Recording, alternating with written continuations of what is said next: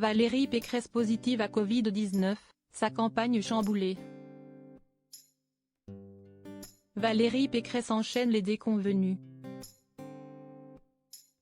Après une violente agression à la poudre rose suite à un meeting, la candidate LR a été testée positive à la Covid-19.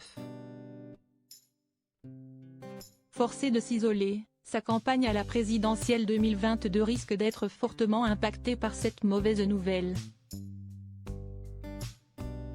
Le 24 mars 2022, un nouveau couperet est tombé dans la campagne de Valérie Pécresse.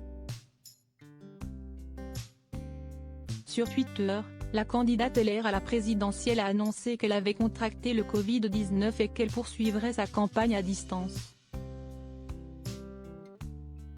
Testée positive au hashtag Covid, je poursuis la campagne à distance et dans le respect des règles sanitaires. Toutes nos réunions sont maintenues grâce à la mobilisation de l'équipe, a-t-elle écrit. Son déplacement à Bordeaux prévu le 25 mars est donc annulé, mais le meeting sera animé par quelqu'un d'autre, a-t-on indiqué dans son entourage, sans donner plus de précision. De même, l'équipe de Valérie Pécresse a annoncé que son déplacement de samedi dans les Bouches-du-Rhône est annulé. De même, sa venue dans l'émission Élysée 2022 sur France 2 diffusée le 24 mars 2022 est également annulée. La candidate devait pourtant assurer toute la première partie de l'émission, suivie par la suite par Fabien Roussel et Jean Lassalle. Un énième coup dur pour la candidate LR, récemment été agressée lors d'un meeting avec une poudre rose,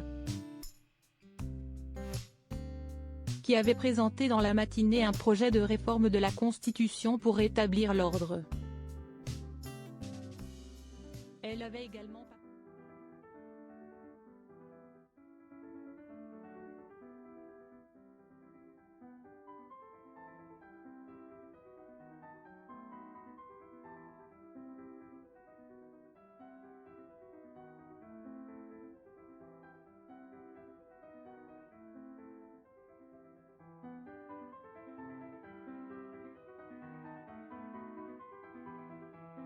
en chute libre dans les sondages de la présidentielle hip-hop fiduciale pour Paris Match, LCI et Sud Radio puisqu'un mars 2022.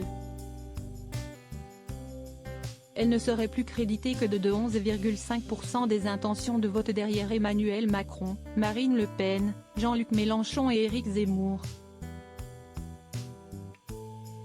Pour rappel, parmi les 12 candidats en lice, de nombreuses personnalités politiques ont également contracté le coronavirus.